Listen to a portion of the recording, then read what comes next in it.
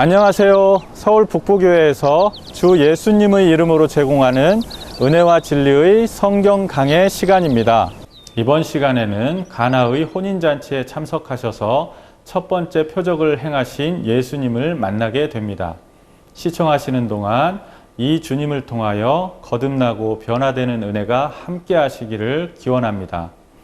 그럼 찬양 주님의 영광 나타나셨네를 함께 부르신 후에 이 시간을 담당해 주신 박준영 목사님께서 나오셔서 하나님의 말씀을 증거해 주시겠습니다.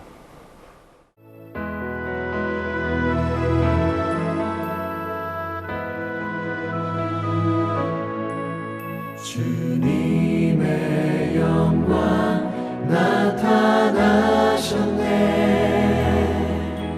권능으로 임하셨네.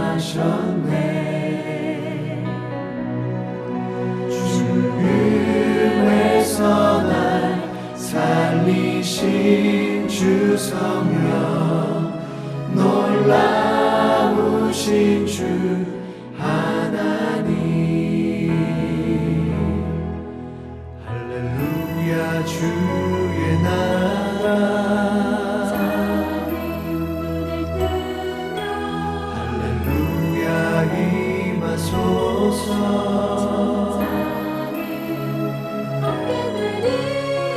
나는 선포하리 만왕의 왕 예수, 주의 나라 임하시네. 나는 선포하리 만왕의 왕 예수, 주의 나라 임하시네. 주의 나라 임하시네. 주의 나라 임하시네.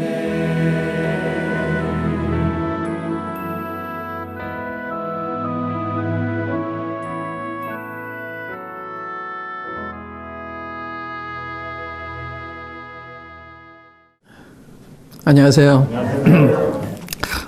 이 시간에는 지금 다시 한번 1장을 다시 복습하는 이런 중입니다. 예. 이 시간에는 35절부터 보시면 주님이 말씀하시는 이런 장면이 나오는데, 이튿날 요한이 자기 제자 중 두 사람과 함께 섰다가 예수께서 건의심을 보고 말하되 보라 하나님의 어린 양이로다. 두 제자가 그의 말을 듣고 예수를 따르거늘 놀란 장면입니다. 보라 하나님의 어린 양이다. 이 이야기를 듣고는 예수를 따라가요. 여기 세례요한이 훌륭하고 따라간 두 사람도 훌륭합니다. 세례요한이 왜 훌륭한가 하면 자기는 사람들 주님께 인도하는 역할을 딱 끝나는 거예요. 인도하는 거. 자기 추종자를 만드는 목적이 있는 것이 아니라 주님의 추종자가 되게 하기 위해서 안내하는 역할, 주님을 증거하는 역할, 그 역할을 끝나는 거예요. 그래서 3장에 보면 주님이 세례를 줄 때 많은 사람이 주님께 가니까 요한의 제자들이 시기가 나서 저 요단강에서 이렇게 세례를 주니까 그분을 따라가더이다.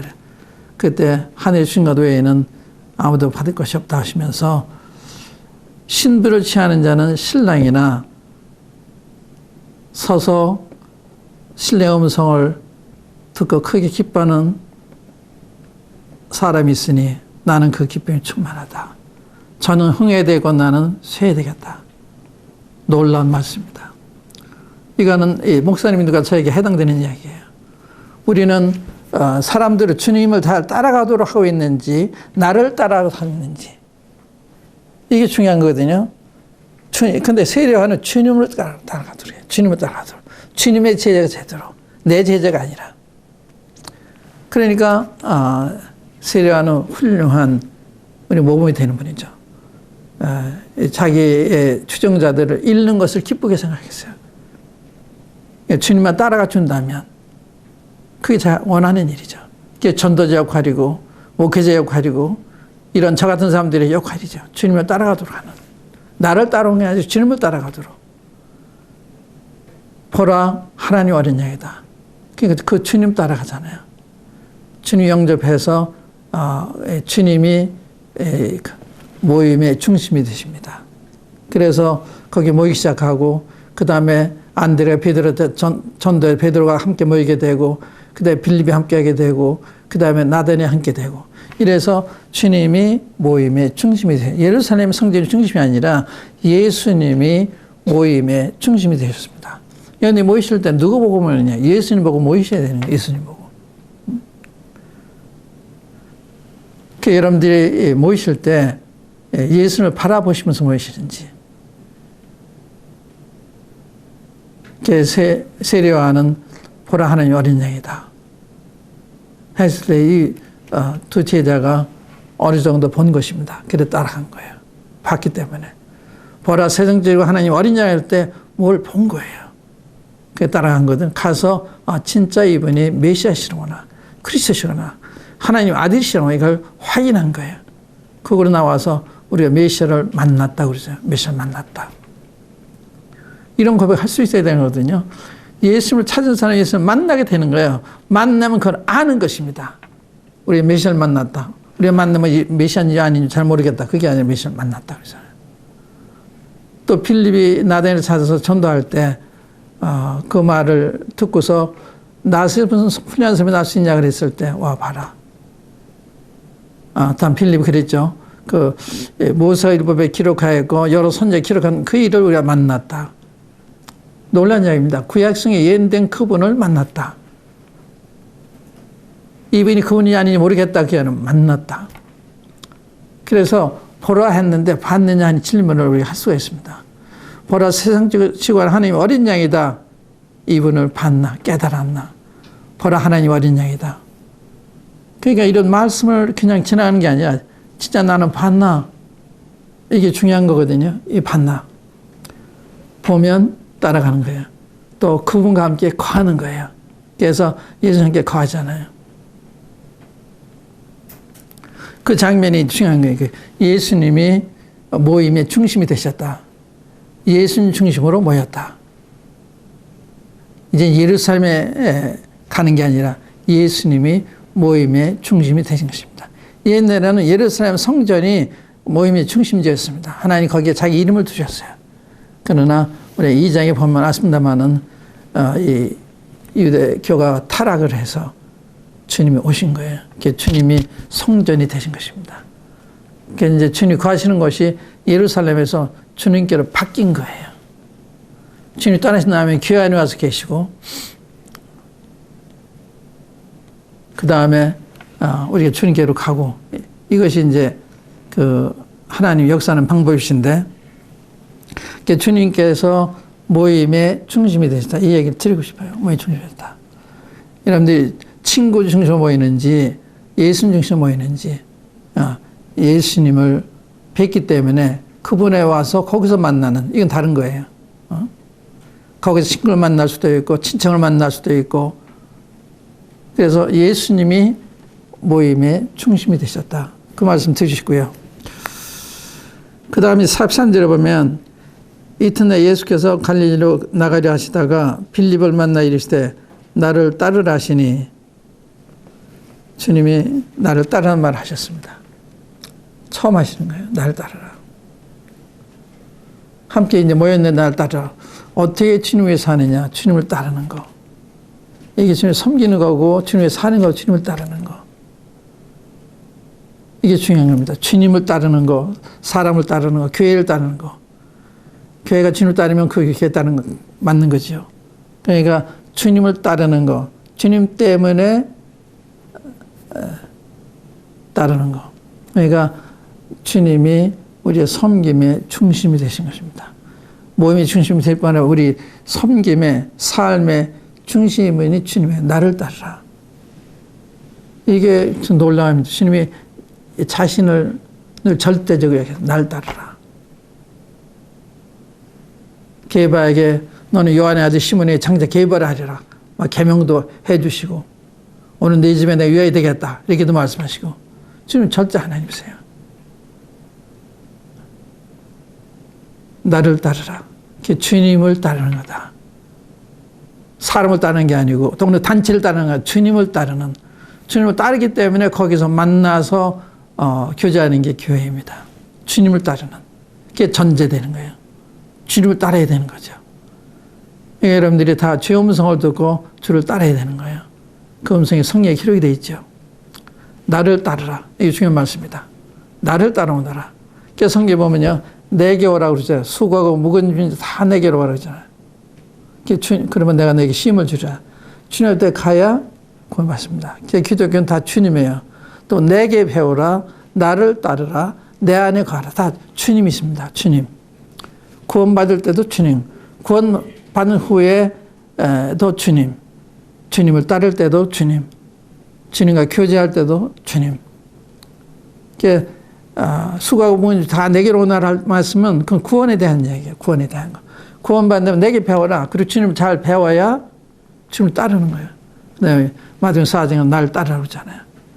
주님을 따르면서 종이 되고 주 안에 감으로 친구가 되고 그래서 주님과 친밀한 관계 가운데 생활하게 되는 것입니다.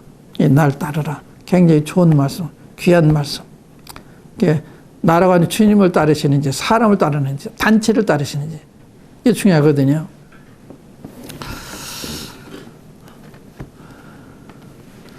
이제 2장으로 넘어가겠습니다. 2장.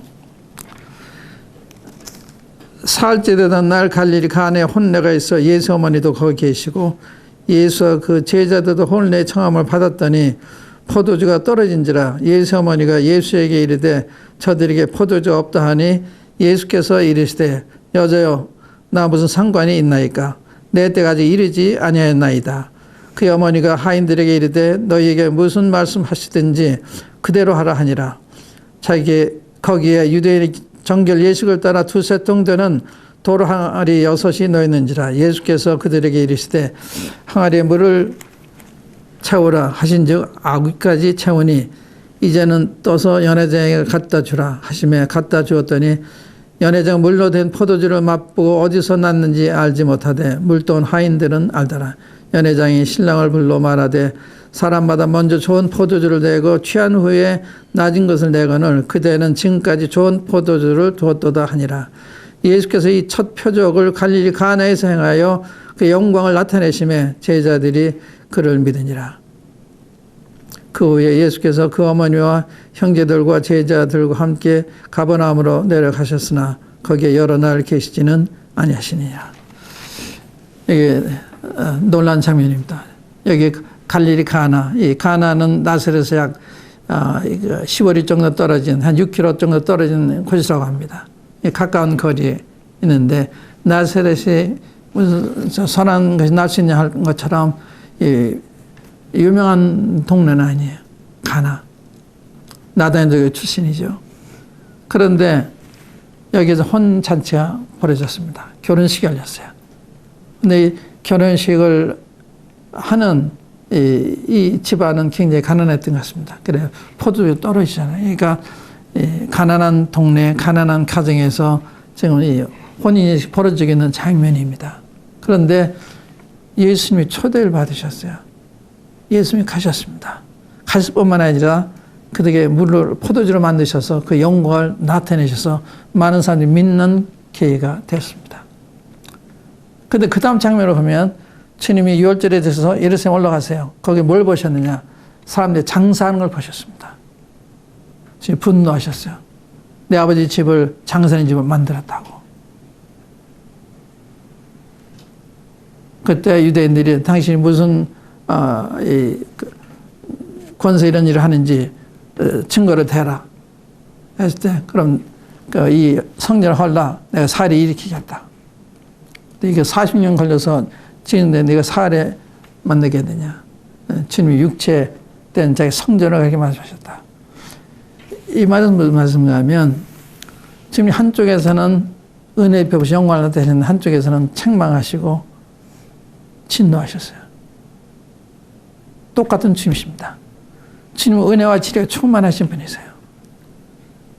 주님은 이 갈릴리 가나에 간 것을 볼 때 사람을 외모로 취하지 아니하신다. 놀라운 점입니다. 사람은 다분히 사람을 외모로 취합니다. 근데 주님은 사람 외모로 취하지 않으셨어요. 이 가난한 동네, 이름 없는 동네, 이름 없는 가정, 가난한 가정이지만 초대했을 때 가셨습니다. 여러분 저는 어떠십니까? 사람을 차별하십니까?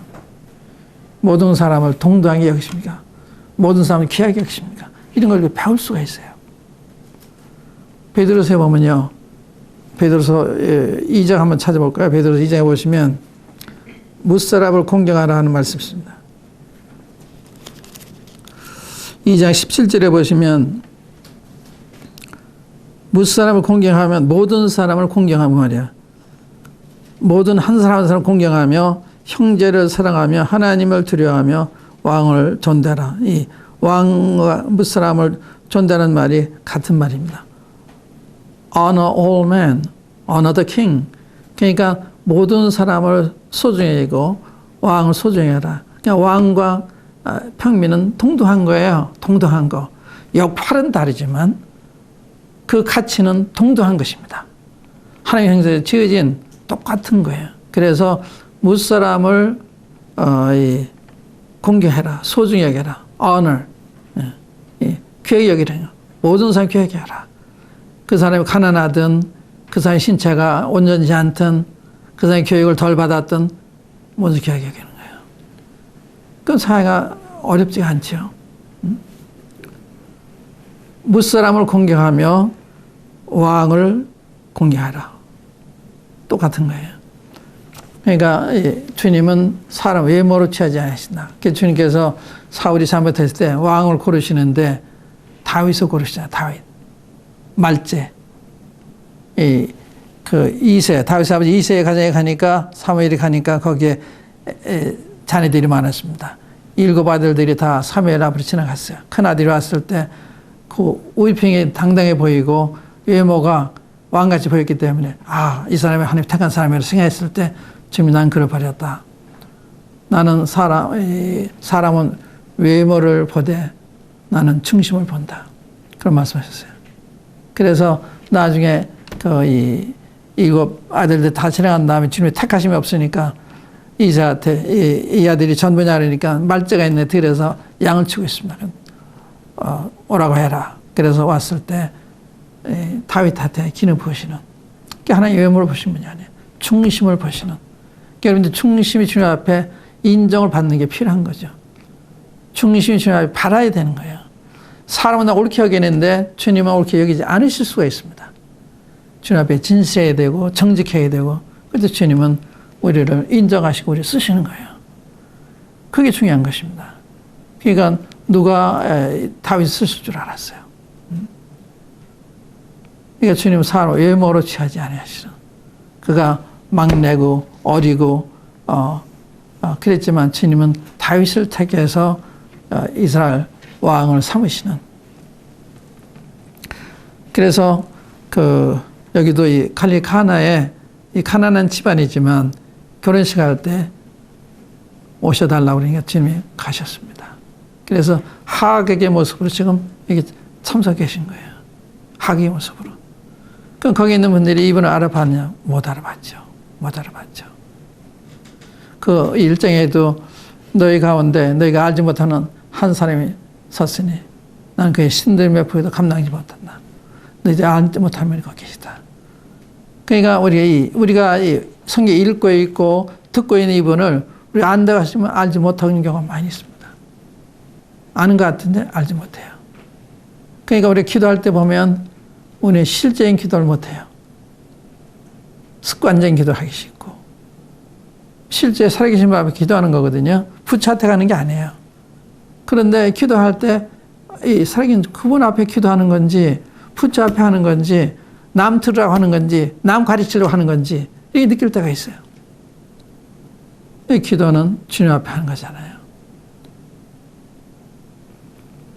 주님은 사람 외모를 취하지 않는 그 충신을 보신 분이다. 그 앞에 나가는 것입니다. 정직하게 진실하게 그걸 주님이 원하시는 거예요. 두 번째 우리가 볼 수 있는 게 뭔가 하면 여기 청을 보는 우리 주님이 자신을 나타내시는데 이 혼인 예식장을 먼저 찾으셨다. 여기 그 21장에서 하면 8가지 기적 행하신 게 나와요. 8가지. 근데 첫 번째 지금 선택한 것이 결혼식에서 능력을, 표적을 나타내신 거예요. 결혼식에서.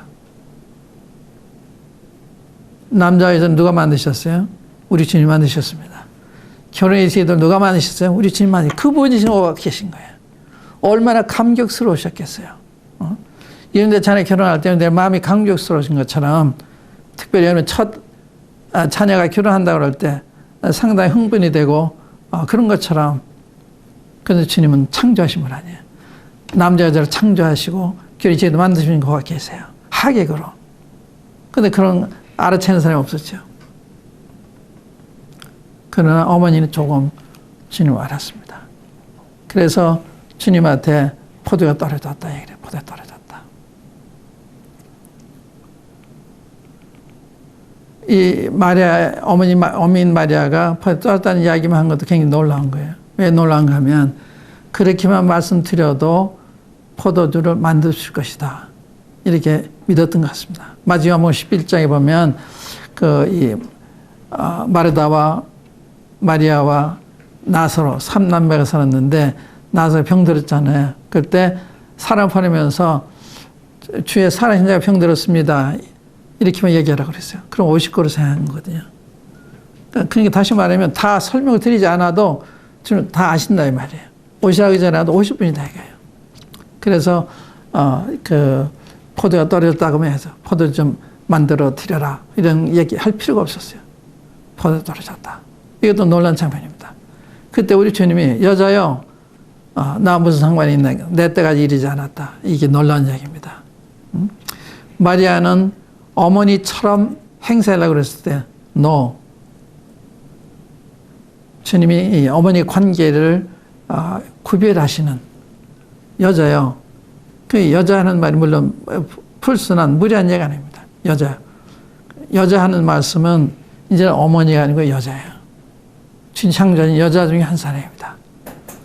그래서 우리가 이제 누가 보면 2장에도 보면 2장이죠. 2장에도 보면 주님이 절기 때 예루살렘 올라가셨다가 자기를 다 마치고 돌아오는데 주님은 예루살렘 머물러 계세요. 사흘 후에 어머니가 찾아와서 내 부모를 이렇게 대하냐 할 때 내가 내 아버지 집에 있을 줄 알지 못하셨습니까? 그러잖아요. 내 아버지. 너희 아버지와 내가 이렇게 찾았는데 우리 이렇게 대하는 거냐 그렇게 불평스러운 말씀하셨을 때 내가 내 아버지 집에 있을 줄 모르셨습니까? 그러잖아요. 그러니까 주님은 이 관계를 분명히 하시는 거예요. 한때는 또 딴 데 보면 마리아가 자기 자녀들과 함께 주님이 군중들 가운데 이렇게 성경을 가르치는데 찾아왔어요. 여기 어머니와 동생이 찬다 그러니까 누가 내 어머니냐, 누가 내 동생들이냐. 하나님의 뜻대로 하는 자가 내 어머니고 내 동생들이다. 선을 긋잖아요. 지금 선을 그으시는 거예요. 주님이 창조주의 입장을 취하시는 것입니다. 이젠 이 마리아 수하에 있는 아들이 아니라 이젠 창조주의 입장을 취하시는. 그러니까 감히 이렇게 할 수 있는. 여자요, 나 아무 상관이 있는가? 내 때까지 이르지 않았다. 내 때는 뭐예요? 주님이 시도할 때를 가리켜. 이 요한복음이 내 때가 이르지 않았다. 내 때가 가까웠다. 내 때가 이르렀다. 이런 말씀 쭉 나와요. 그런데 여기 중요한 거는 주님이 창조주의 입장을 취하시구나. 창조주의. 그래서 그랬는데 이제 마리아 그러잖아요. 하인들한테 무슨 말씀인지 그대로 하라. 그대로 했을 때 물이 포도로 변했잖아요. 이거는 창조의 능력입니다. 물로 포도주게 하신 거. 그래서 주님이 하나님이시라는 것을 증거한 거예요. 요한복음 20장 30절에 보면 내가 이 책이 기록되지 않아 많은 표적도 행했지만 이것만을 기록하는 것은 너희를 예수께서 하나님의 아들 그리스도시심을 믿게 하려며 믿음으로 생명 얻게 하시는 그게 목적이에요. 그러니까 이 표적도 여러분들 예수님 하나님의 아들이 메시아라고 하는 것을 믿기를 원하셔서 그래서 영생을 얻게 원하셔서 이렇게 하신 거예요. 이 첫 표적을 갈릴리에서 행하여 그 자기 영광을 나타내셨다. 예, 하나님의 영광을 나타내신 거죠. 그때 그를 제자들이 믿으니라 했습니다. 예수께서 이 첫 표적을 갈릴리 가나에서 행하여 그의 영광을 나타냈으며 제자들이 그를 믿으니라. 이 믿음에 대한 다음 시간에 하겠습니다. 믿음과 이게 무슨 뜻인가 하는 말씀을 드리겠습니다. 감사합니다. 말씀 감사합니다. 경청해 주신 시청자 여러분께도 감사의 말씀을 드립니다. 이 방송은 매주 토요일 새벽 4시에 재방영됩니다. 더 들으시기 원하시면 PC와 스마트폰에서 인터넷으로 굿TV 박준영이라고 검색하시면 유튜브나 여러 사이트를 통하여서 다시 들으실 수 있습니다. 신앙 상담을 원하시면 아래의 이메일 주소와 전화번호로 연락 주시면 됩니다. 그럼 주님께서 함께 하시면 다음 주 이 시간에 다시 뵙겠습니다. 주님의 은혜가 함께 하시는 평안한 저녁 되시길 빕니다.